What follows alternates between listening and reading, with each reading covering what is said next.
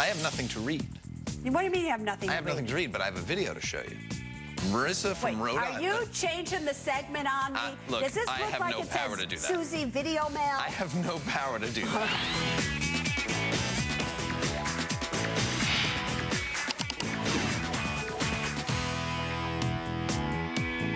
Welcome back, everybody. Now, I know sometimes some of you are afraid, for whatever reason, to call in and talk to me in person because you're afraid I'm going to give you, as Susie, as Oprah calls it, smackdown. However, if that's the case, you can always email us, and guess what? Lou will read it to me if it is chosen. Come on, Lou. That's right, but today, what? Marissa is not afraid. I have nothing to read. What do you mean you have nothing to read? I have nothing to read, but I have a video to show you. Marissa from Rhode Island. Are you changing the segment on me? Look, Does this I look have like no it power says to do that. Susie Video Mail? I have no power to do that. All right, fine. It's like This is all about, yes, exactly. Yes, so Marissa from Rhode Island, she's 13. Let's take a look. Hi, Susie. My name is Marissa. I'm an 8th grader at LaSalle Academy in Providence, Rhode Island. At LaSalle, in the 8th grade, we have to do a graduation project, and you inspired mine. I made a kit for 5th graders about the basics of money, like checking and savings accounts. I hope that they can learn from my kit what I didn't know in the 5th grade, how to save money. So I have a question for you. What do you think are the most important lessons for kids to learn about money, and why? Oh, so Marissa, as you were doing that, I'm looking through your kit here.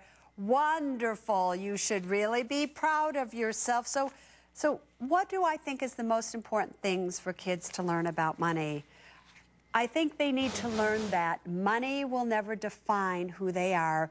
You will always define your money. I know you'll be very tempted as you start to get a little bit older to buy fancy shoes, to buy fancy clothes, to want to drive a fancy car.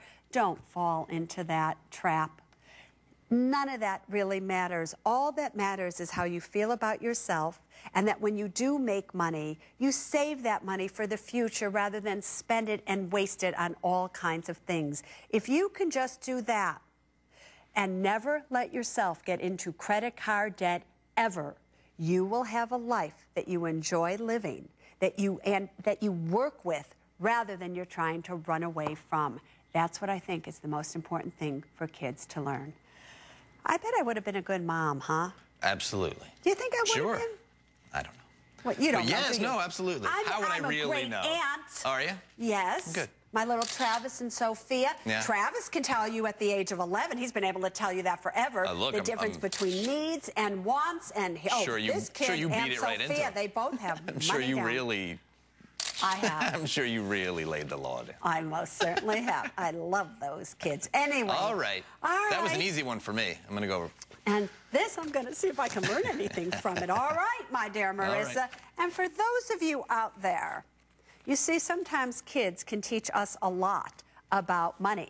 And you need to understand that kids start learning at a young age. They don't listen to what you say, they do what you do. So if you're in credit card debt, if you're fighting about money all the time, if you don't know what to do, don't think that your kids aren't taking note. They are, and you are having a harmful effect on them, financially speaking. So there's only one thing that I want you to remember when it comes to your money, and it is this: people first, then money, then things. Now you stay safe.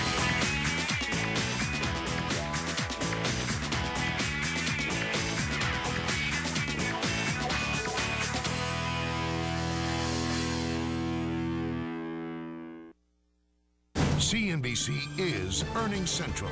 Get up-to-the-minute reports first and fast. On air and online. All earnings season long on CNBC. Brought to you by Russell Investments.